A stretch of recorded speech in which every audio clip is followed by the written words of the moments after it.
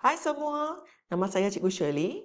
Dalam kelas hari ini, cikgu akan membincangkan soalan ke-8 iaitu novel dalam kertas peperiksaan percubaan SPM 2025 bagi kertas 2 Melaka.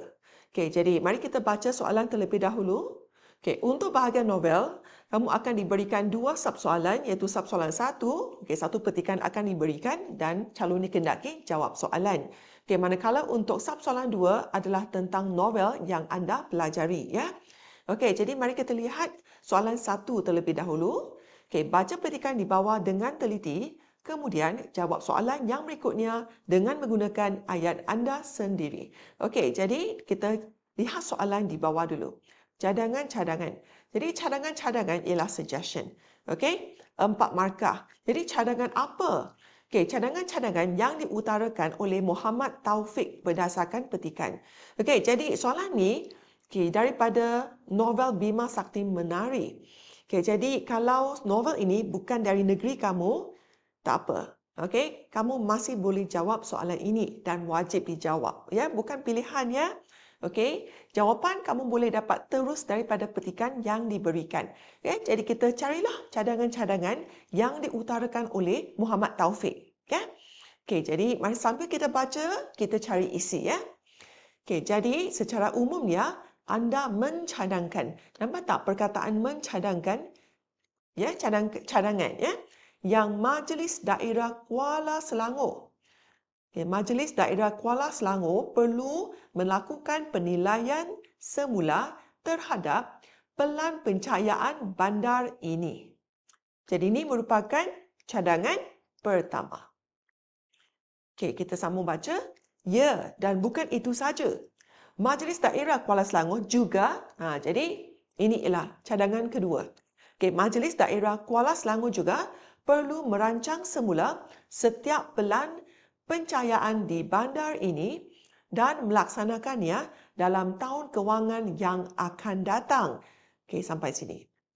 Okey, untuk yang ketiga pula. Ada lagi tak? Okey, nampak tak? Selain itu, maksudnya cadangan yang seterusnya. Okey, sebagai persediaan projek ini, premis-premis komersial perlu dialihkan. Okey, jadi premis-premis komersial perlu dialihkan dari Balai Cerap Sultan Salahuddin di tebing Sungai Selangor sekurang-kurangnya 10 kilometer. Okay? Jadi sampai mana? Okay, sampai Sungai Selangor. Okay? Jadi ini cadangan ketiga. Okay, cadangan keempat pula. Okay, jadi kamu lihat di sini akhirnya. Akhirnya. Ya, cadangan terakhir. Datuk juga diharap dapat meneliti cadangan kami untuk mewartakan Kuala Selangor sebagai kawasan simpan langit gelap.